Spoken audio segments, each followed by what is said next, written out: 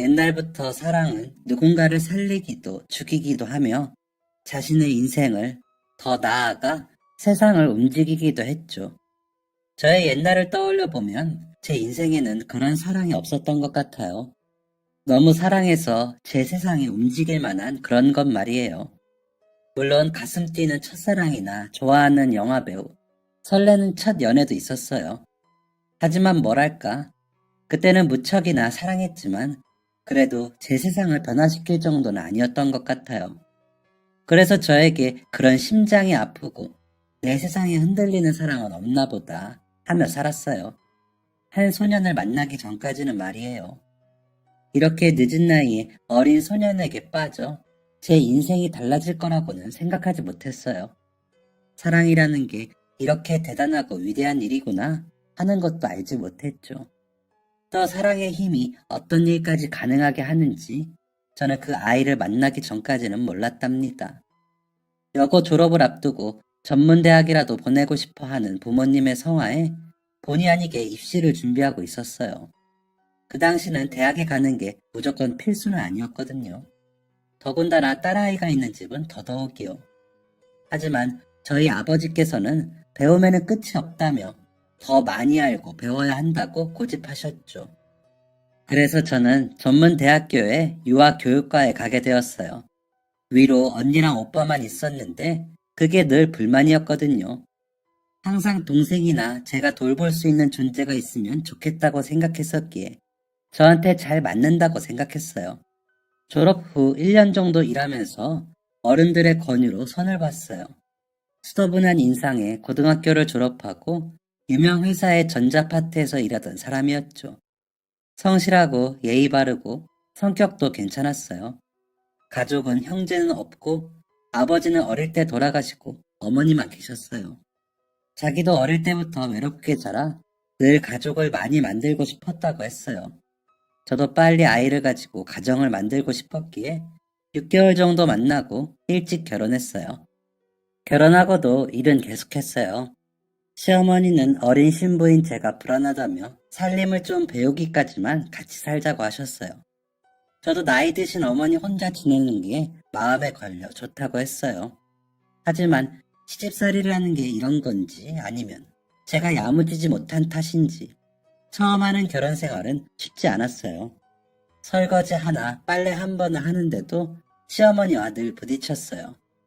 얘야, 속옷 같은 건 모아두지 말고 그때그때 바로 손으로 빨라고 했잖니? 그리고 세탁기 같은 건 믿을 건 못 된다. 빨래는 손으로 하는 게 최고야. 이번 주말에 쉴 때는 나랑 이불 좀 빨자. 얘, 내일이 초복인데 너는 닭도 안 사왔니? 그렇게 신경을 안 써서야 원. 그래서 우리 아들이 뭐 힘내서 일을 제대로 할 수 있겠니? 아휴, 정말. 처음에는 내가 많이 부족하다고 하며 어머니가 하시는 말을 다 새겨들었어요. 그런데 시간이 지나면서 저도 점점 지치더군요. 그리고 문제는 아이였어요. 저는 결혼하면 아이가 금방 생길 줄 알았는데 결혼한 지 3년 가까이 될 동안 아이 소식이 없었어요. 조금만 기다려보자. 곧 생길 거야. 남편은 이렇게 얘기했지만 누구보다 아이를 간절히 기다리고 있었어요.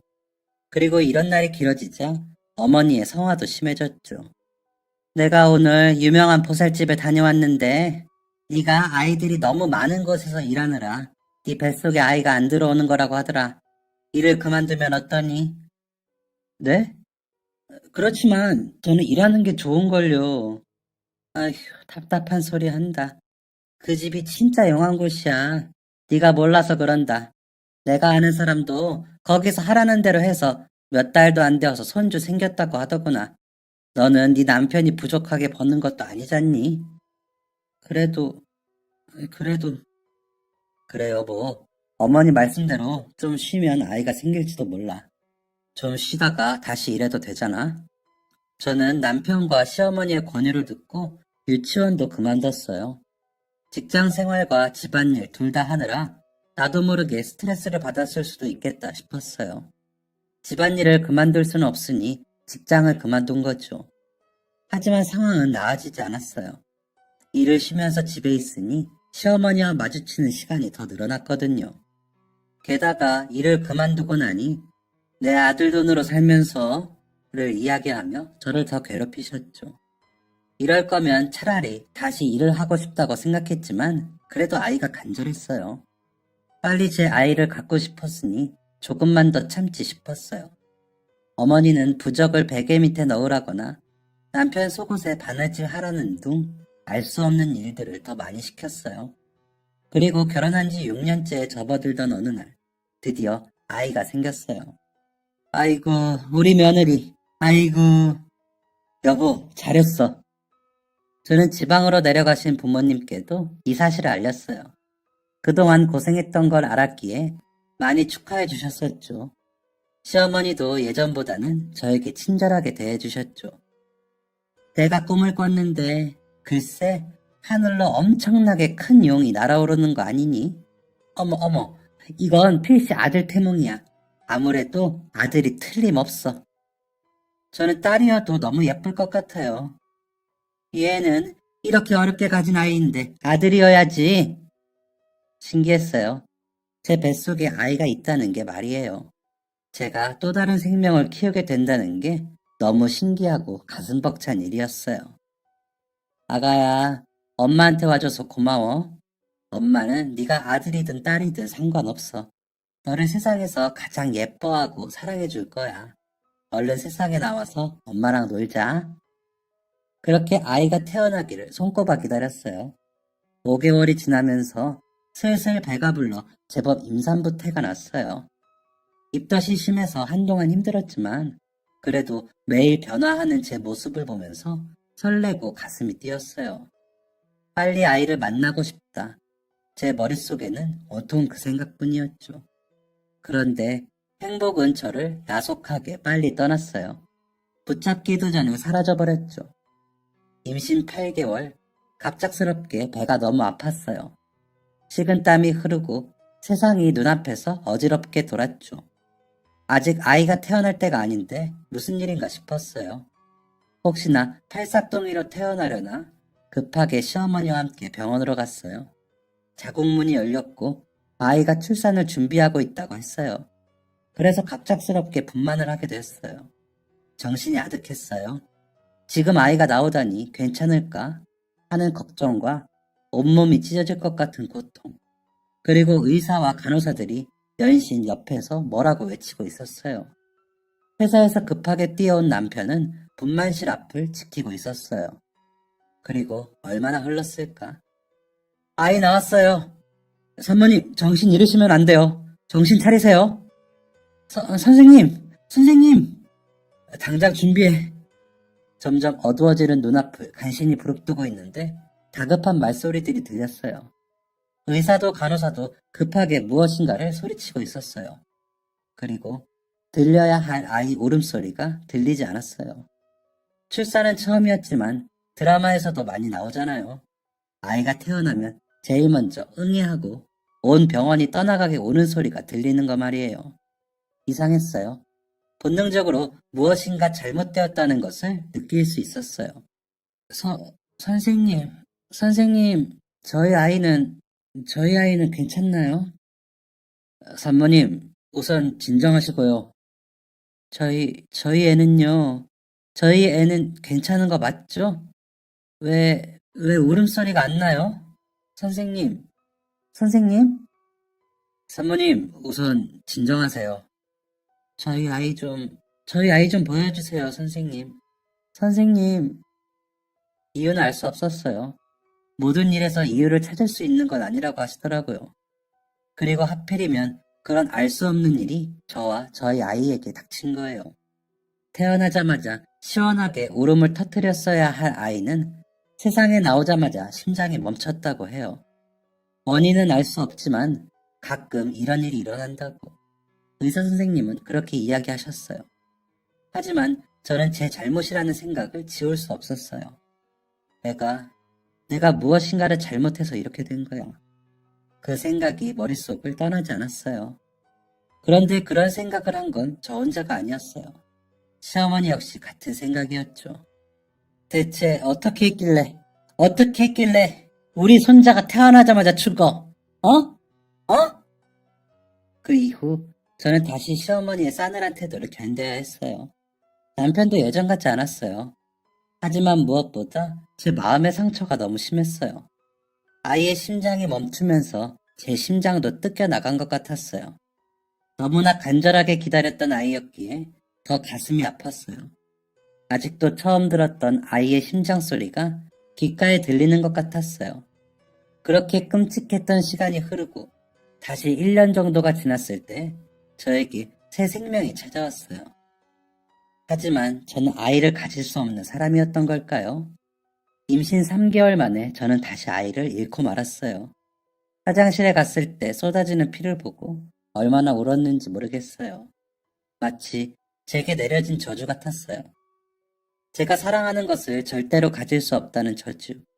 또다시 유산을 하게 되자 시어머니의 구박은 대놓고 심해졌어요.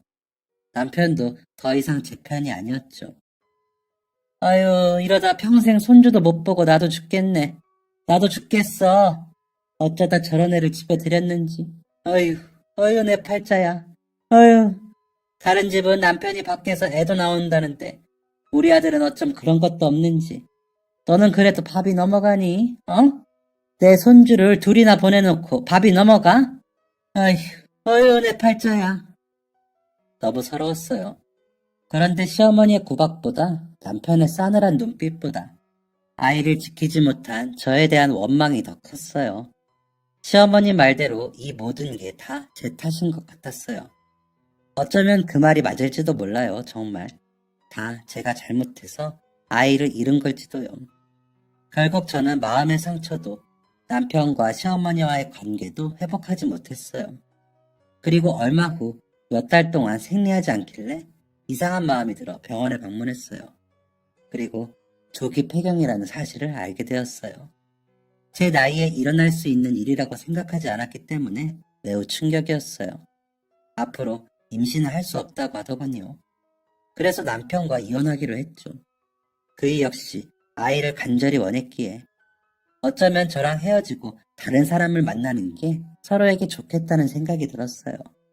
그리고 저는 몸도 마음도 너덜너덜해진 채로 시골의 부모님 댁으로 갔어요.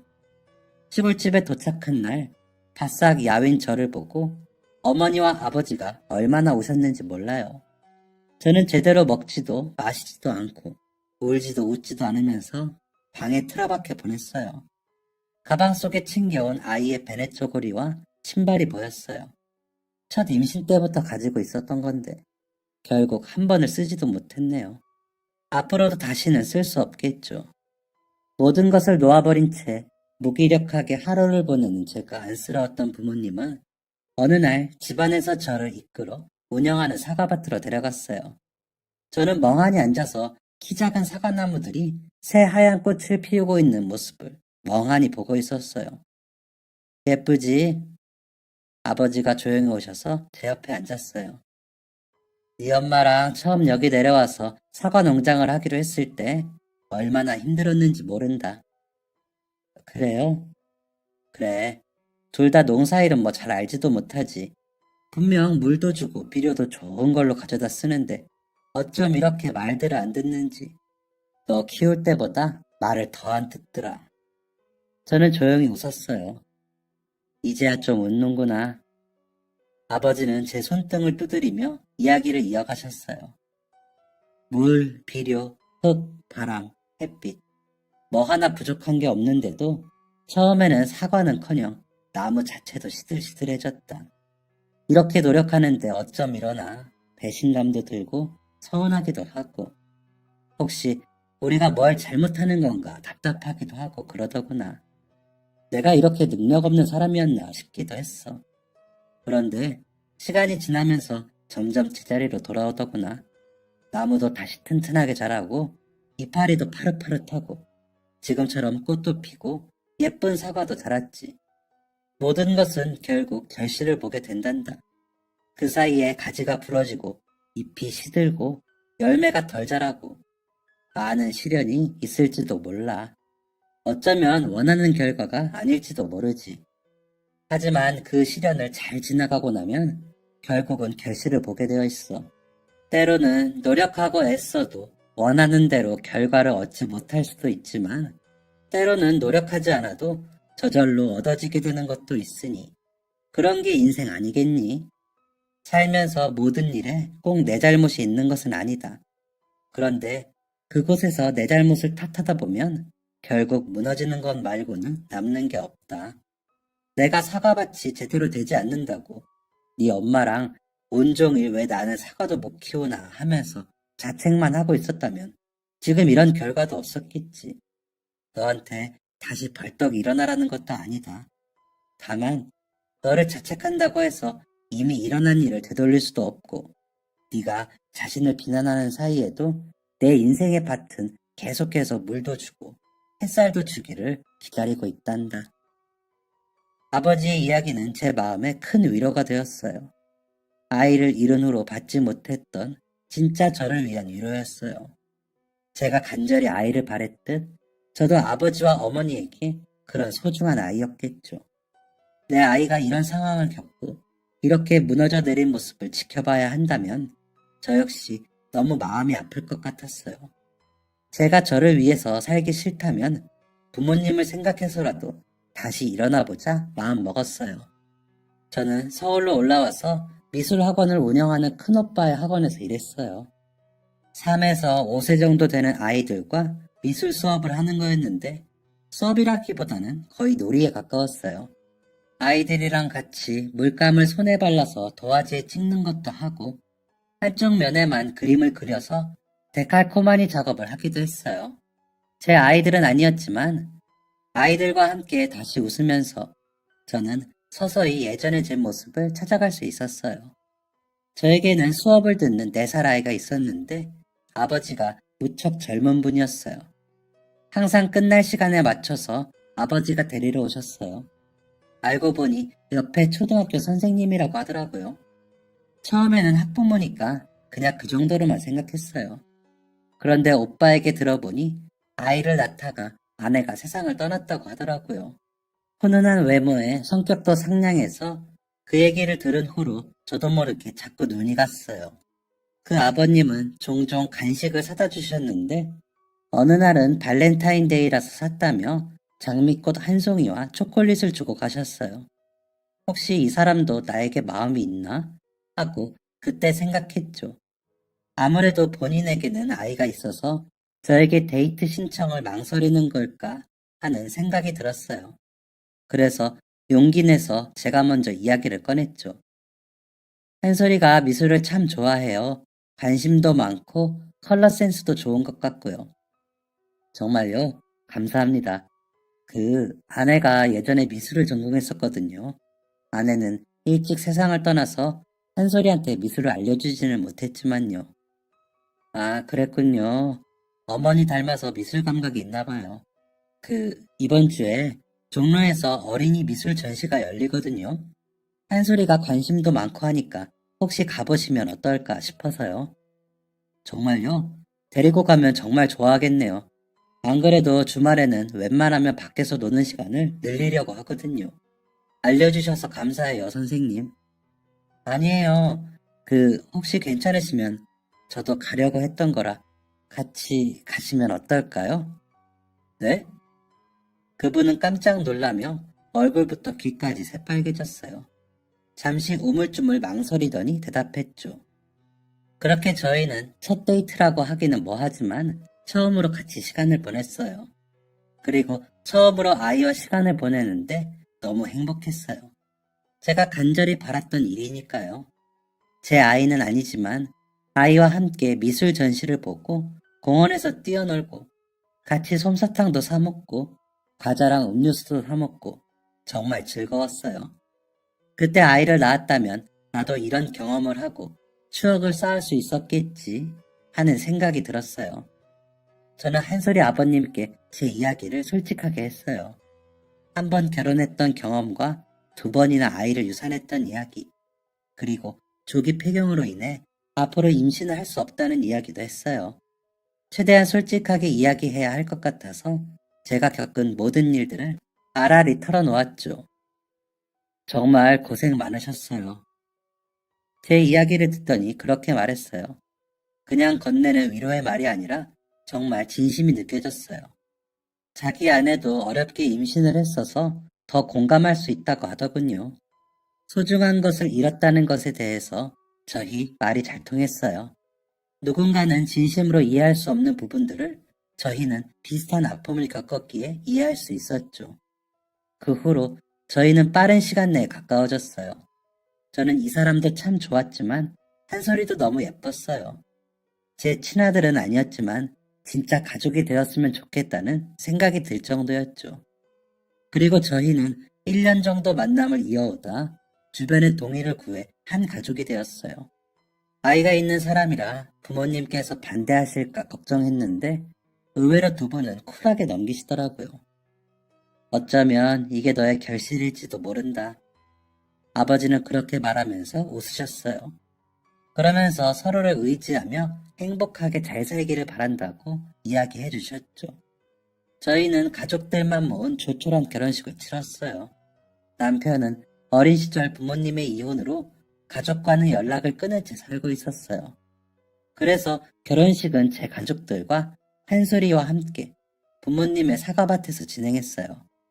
날씨도 너무 맑았고 사과밭을 신나서 뛰어다니는 한솔이를 보니 정말 오랜만에 마음속이 행복으로 가득 차더라고요. 저는 한솔이를 제 친아들처럼 아꼈어요. 물론 법적으로는 친아들이죠. 마치 제가 낳은 아이처럼 금이야 오기야 애지중지했어요. 다행히 한솔이도 저를 잘 따랐어요. 엄마를 한 번도 보지 못한 채 자랐기 때문에 자신에게도 엄마가 생겼다는 걸 무척 즐거워했어요. 낯설어 하지도 않고 저에게 늘 엄마 엄마 하면서 쫓아다녔어요. 저는 지난 몇 년간 아이가 엄마에게 받지 못했던 사랑을 몇 배는 돌려주고 싶어 했어요. 아이들은 눈 깜빡하면 하루가 다르게 자라더라고요. 시간이 흐르는 것을 붙잡고 싶어질 정도로 한솔이는 무럭무럭 자랐어요. 귀엽게 저만 쫓아다니던 유치원생에서 온종일 운동장에서 축구하느라 집에 들어오지 않는 초등학생이 되었고 어느새 의젓하게 교복을 입은 중학생이 되더니 이제는 부쩍 다자란 청년티가 팍팍 나는 고등학생이 되었죠. 아유, 우리 한솔이 언제 이렇게 컸나 몰라. 엄마가 맨날 맛있는 거 잔뜩 만들어준 덕분이지.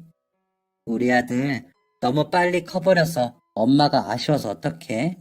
이제 예전처럼 안고 다니지도 못하겠네.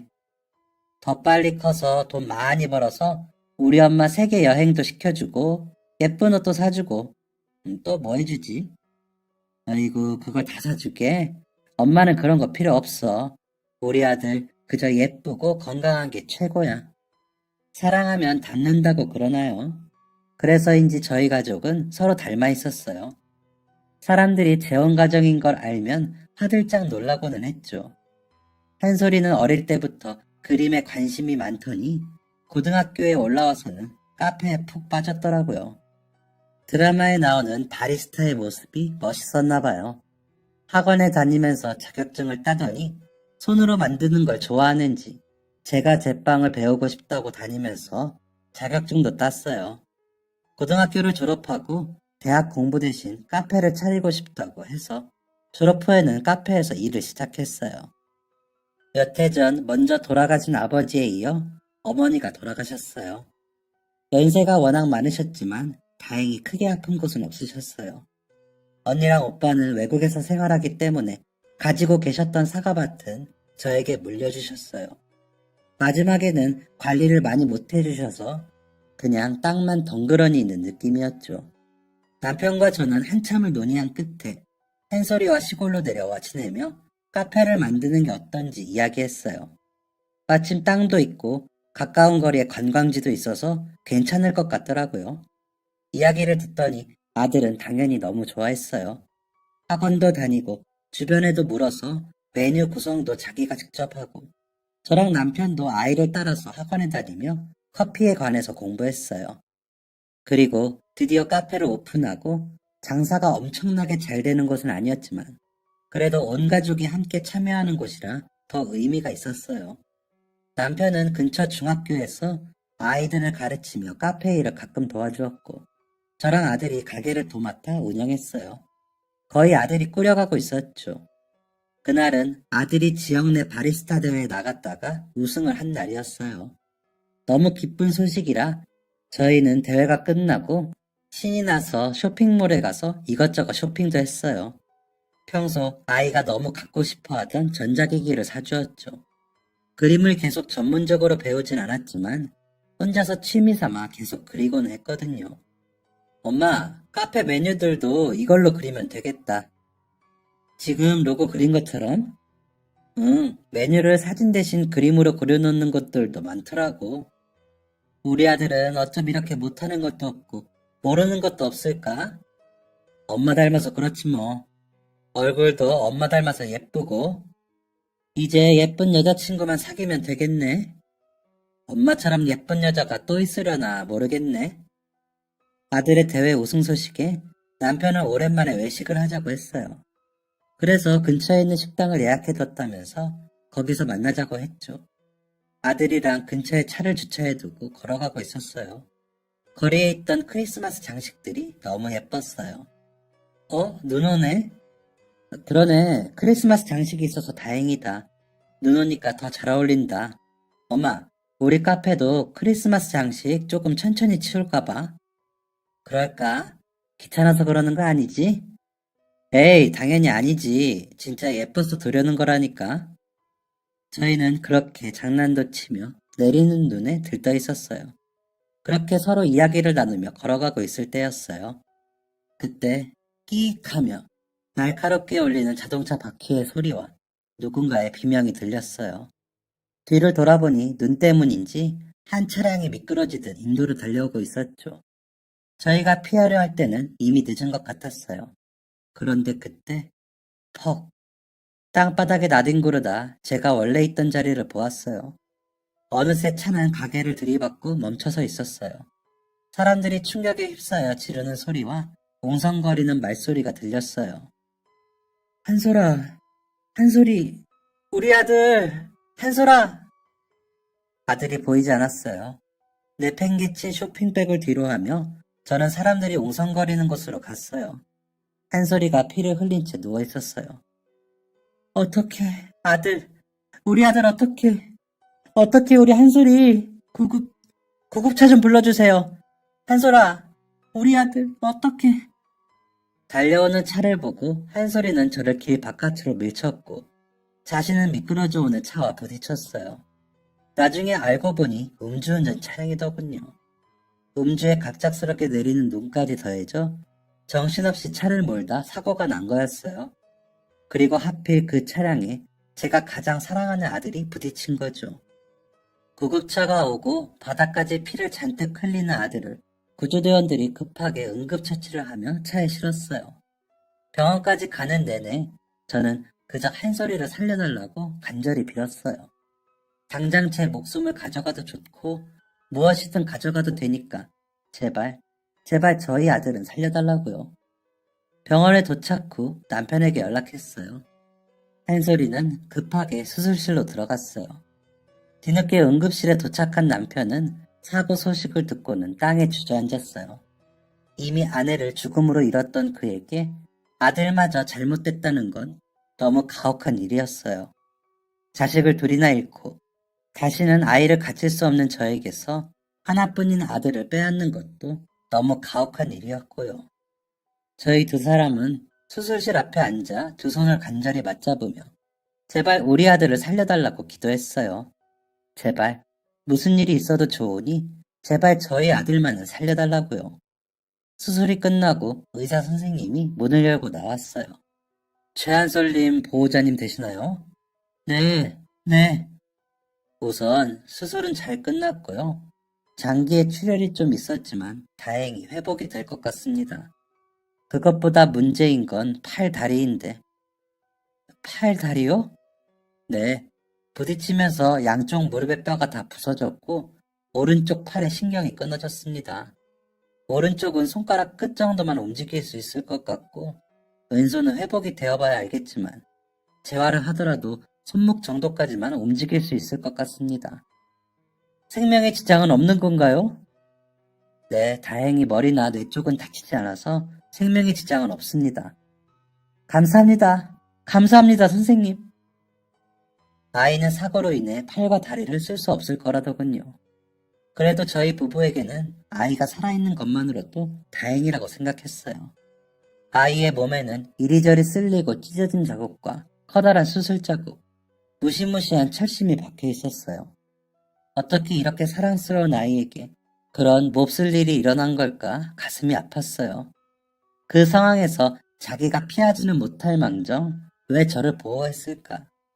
아이를 지켜야 하는 것은 제 몫인데 제 할 일을 다 하지 못한 것 같아 마음이 너무 아팠어요. 엄마. 한솔아, 깼어? 엄마야, 엄마 여기 있어. 엄마, 여긴 어디야? 병원이야. 기억나? 사고 났던 거? 엄마는, 엄마는 괜찮아? 내가 엄마를 밀쳤는데. 엄마는 괜찮아, 괜찮아. 우리 아들 엄마가 지켜줬어야 하는데. 엄마가 우리 아들을 지켜야 하는데. 괜찮아. 엄마가 괜찮으면 난 괜찮아. 약 기운 때문인지 아이는 다시 잠이 들었고, 얼마 후 다시 깨어났을 때 의사 선생님과 함께 현재 상태를 들을 수 있었어요. 다리는 부서진 뼈를 최대한 맞추려고 했지만, 그래도 다시 걷기에는 무리가 있다고 하더군요. 양손의 기능은 오른손은 거의 쓸 수 없다고 봐야 하고, 그나마 왼손은 재활로 물건을 짚는 정도는 가능하겠지만, 손목부터 어깨까지는 움직일 수 없다고 알고 있으라더군요. 바리스타를 하는 아이에게 일어나지도 팔을 움직이지도 못한다는 건 꾸고 있던 꿈을 모두 쓰레기통에 버리는 것과 같았어요. 이제까지의 노력을 한순간에 물거품으로 만들어버린 거죠. 아이는 그래도 포기하지 않았어요. 재활도 적극적으로 참여했어요. 가게에서 혼자 우유라도 따라보려고 노력하는 아이의 모습을 보면서 가슴이 찢어지는 것 같았어요. 방에서 혼자 왼손으로라도 포터 필터를 들어보려고 식은땀을 흘리며 팔을 부들부들 떨면서 움직이는데 차라리 제 팔을 떼어서 주고 싶었어요. 재활에도 크게 나아지는 점이 없자 아이는 점점 희망을 잃기 시작했어요.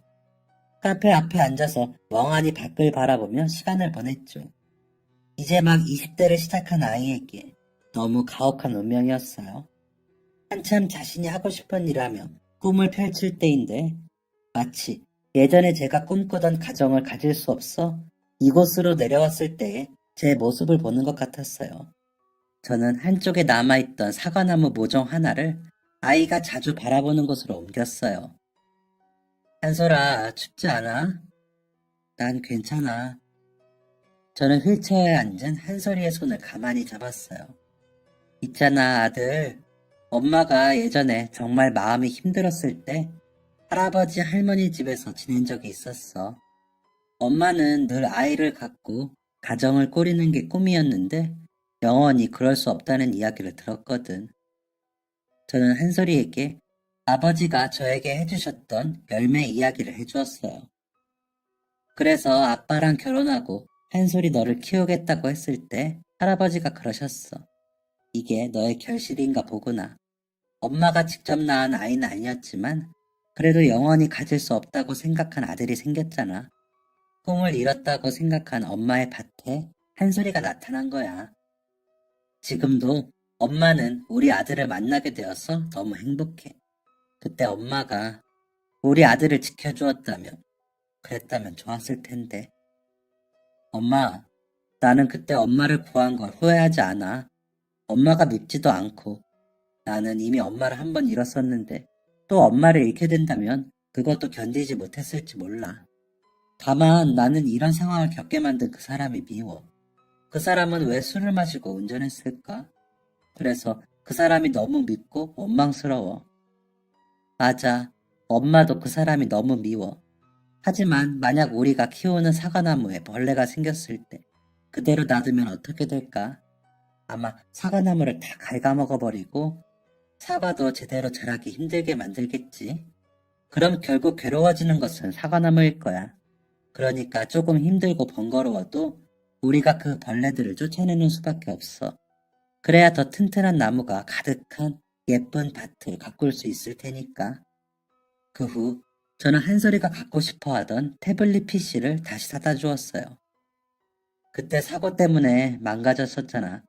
한솔이는 이제 필요 없다고 했는데 엄마가 찾아보니까 손을 쓰기 힘들어서 발가락이나 입으로 그림을 그리는 사람들도 있대. 한솔이도 자신만의 방식으로 계속 표현을 해보는 건 어떨까 싶어서 아이는 잠시 망설이더니 기기를 앞에 놓아달라고 했어요. 그래, 어차피 여기서 온종일 아무것도 안 하니까 심심한 거보다는 낫겠지. 그 후 아이는 겨우 움직이는 왼손을 써서 기기에 그림을 그리려고 노력했어요. 처음에는 쉽지 않았어요. 계속해서 펜을 떨어뜨리고 손목이 자꾸 화면에 닿아서 그림을 망치니까 짜증도 내더라고요. 어떤 날은 자신의 맘대로 되지 않는 손 때문에 화가 났는지 기기도 한쪽으로 밀어두고 온종일 자기 손만 노려보았어요. 다시 사과나무만 멍하니 노려보기도 했죠. 그러다 또 펜을 잡고 무엇인가를 그리려고 노력했어요. 또다시 내팽개치기도 하고 방에서 혼자 울기도 하더라고요. 하지만 아들은 포기하지 않았어요. 늘 모든 것에 열정을 가득 담는 아이였으니까요. 아들 없이 혼자서 가게를 꾸려나가야 했기에 남편은 저를 도와주려고 좋아하던 교사 일을 그만두었어요. 여보, 가르치는 일은 어떻게든 다시 시작할 수 있겠지만 당신과 한솔이는 지금 내가 필요하잖아. 난 우리 가족이 제일 소중해. 그러니까 걱정 마라. 남편이 교사 생활을 얼마나 좋아하는지 알았기에 더 고마웠어요. 사고 전에 아들이 가게를 도맡아 운영했기에 사실 혼자서 매장을 꾸려가며 힘든 일도 많았거든요. 남편이 두 팔 걷어붙이고 도와주니 카페 일도 한결 쉬워졌어요. 정말 고마웠죠. 저는 한솔이가 밖을 볼 때 조금이라도 덜 심심했으면 싶어서 다시 사과나무를 심었어요.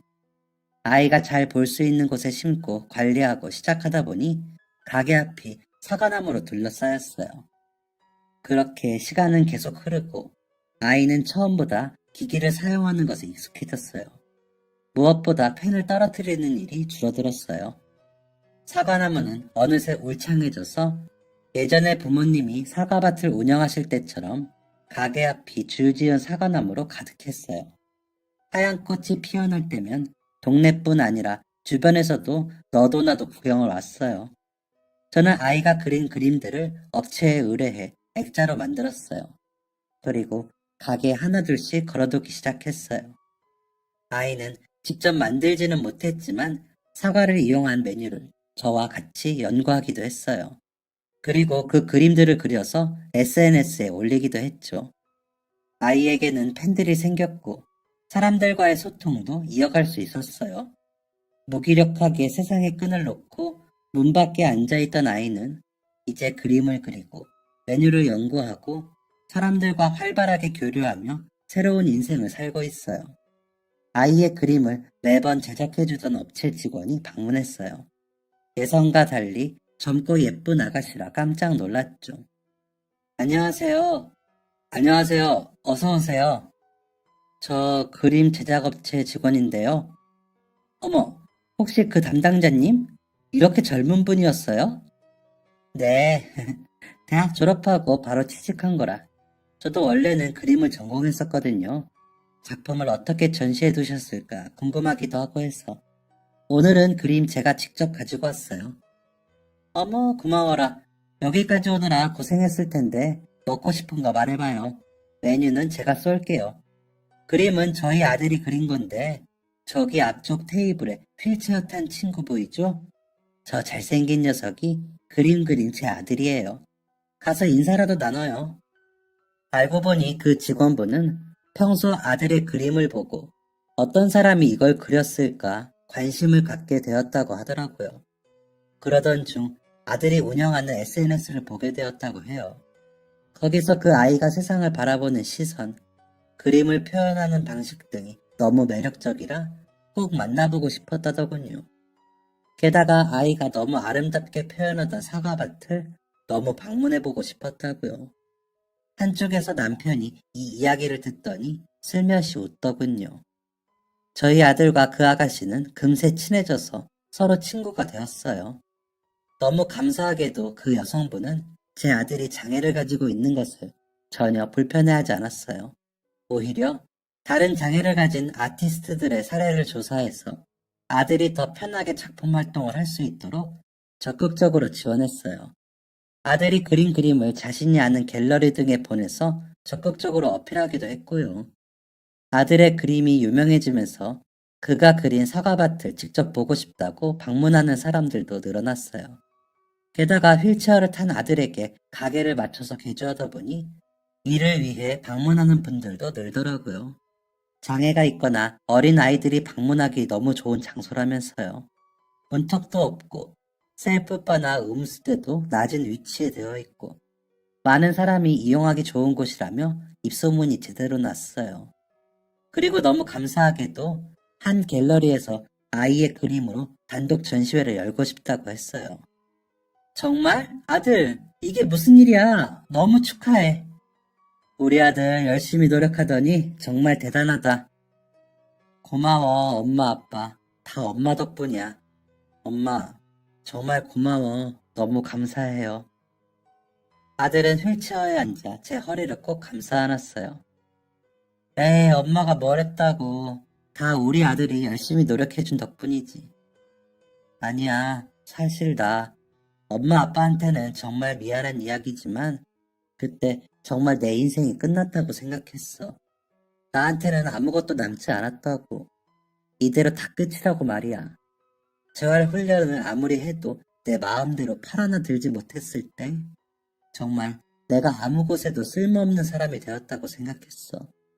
옷 입는 것도 밥 먹는 것도 다 엄마 아빠가 도와줘야 했고 다 큰 성인 남성이 평생 엄마 손에 아빠 손에 의지해서 밥 먹고 씻고 화장실 가는 것도 혼자 못하니까 그냥 아빠랑 엄마에게는 내가 없는 게 나을 수도 있겠다고 생각했어.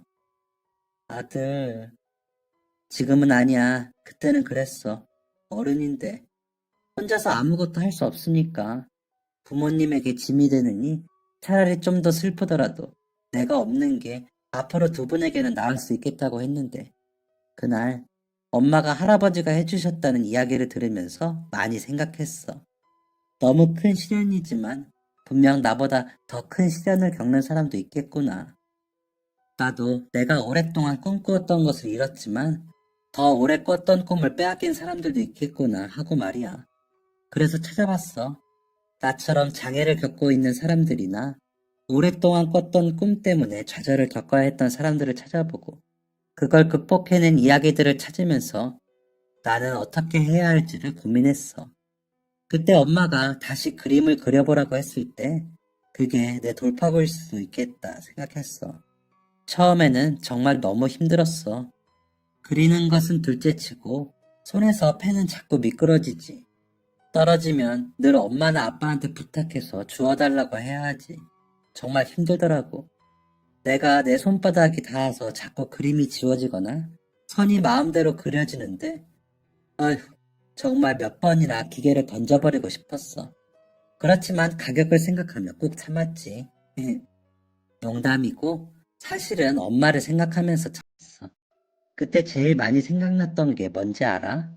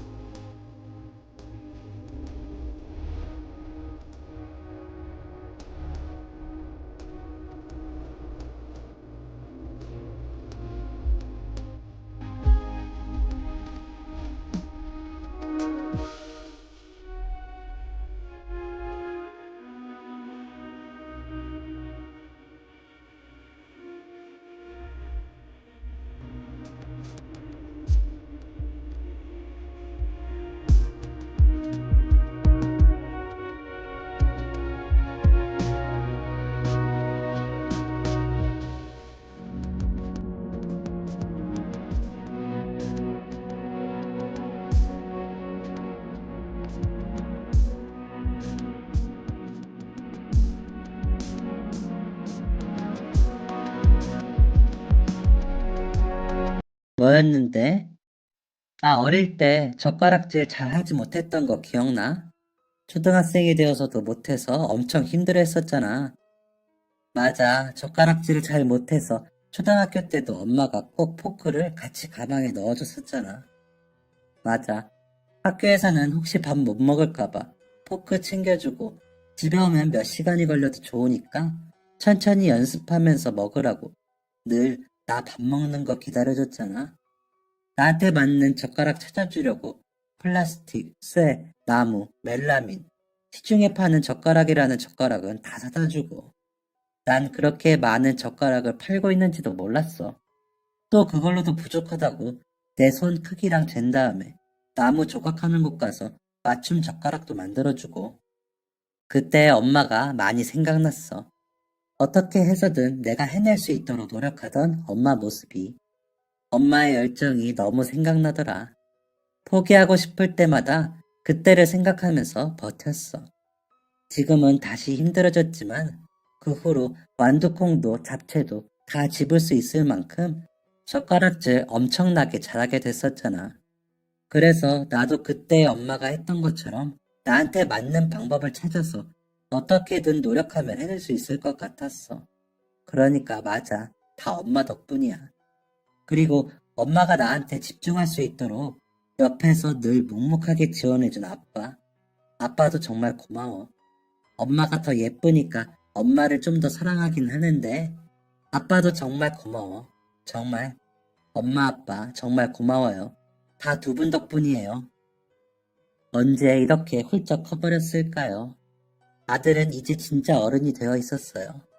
게다가 여자친구와 몇 년 만나더니 이제는 슬슬 결혼 이야기도 나오더라고요. 처음에는 여자친구가 힘들까봐 망설였는데 다행히 그쪽 부모님도 딱히 반대하지 않으신다고 해서 지금은 두 사람이 꿈꾸는 미래를 응원하고 있어요. 아들은 이제 카페 앞에 사과밭 말고도 여기저기를 돌아다니면서 그림의 영감을 찾고 있어요. 많이 보고 많이 꿈꾸며 자신의 미래를 아름답게 그려가고 있죠. 아이는 다 제 덕분이라고 하지만 저는 포기하지 않고 열심히 노력해준 그 애가 정말 고마워요.